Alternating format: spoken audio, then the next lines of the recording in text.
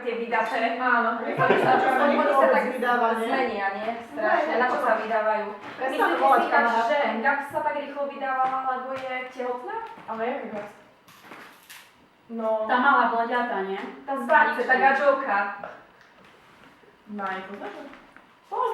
Poznám, hej. Aj, to musíš Som tam chodila na poznať. základnú školu, ale potom zmysla už ani neviem. Gaps?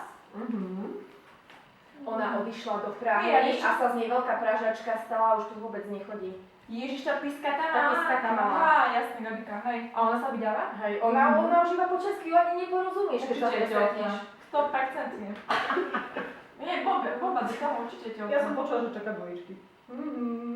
A s kým? Ale s nejakým Mírom. Nie, ona strašne chcela malého černoška. Ja si myslím, že to bude malý černoško. Určite, vážne. Počkaj, A ona ona kde bola do teraz? Prahy išla, že by Černocha si tam... Nie, ona teraz bola kde si v Mexiku alebo v Guatemale, či kde? A tam podľa mňa ju niekto, vieš. Ona hovorila, že si chce adoptovať černoška, nie? Tak to podľa mňa nepozná, že je tehotná.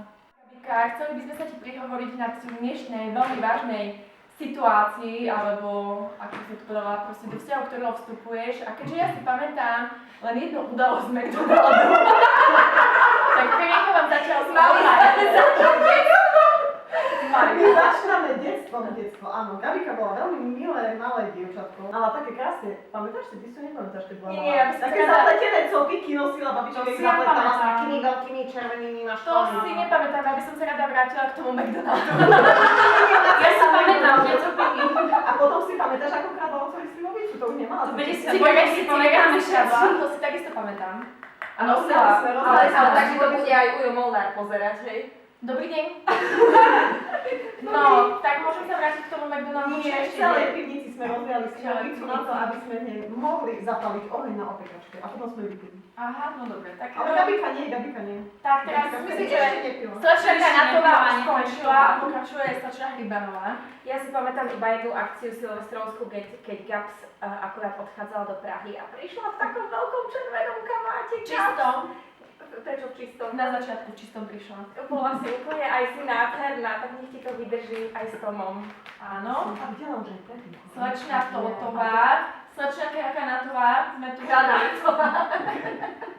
Tak, Gabči, ja si ťa pamätám z tej grilovačky, čo sme robili teraz grilovačky, z tých opekáčiek, alebo tie živánske, jak sme piekli na potravku. Evka asi nevie, komu ho natáčame. Počkaj, a bola si to ty? Ale nie, tu 52 z tej ulici si pamätám.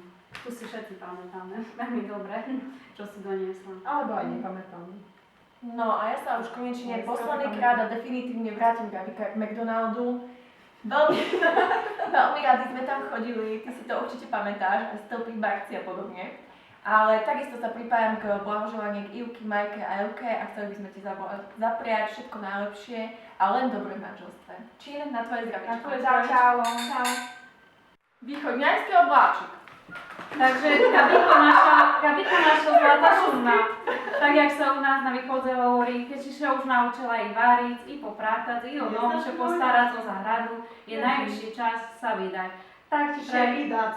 Ale že by sme všetci rozumeli, o čím je reč, to je tak, že dobre bolo, už lepšie nemôže byť.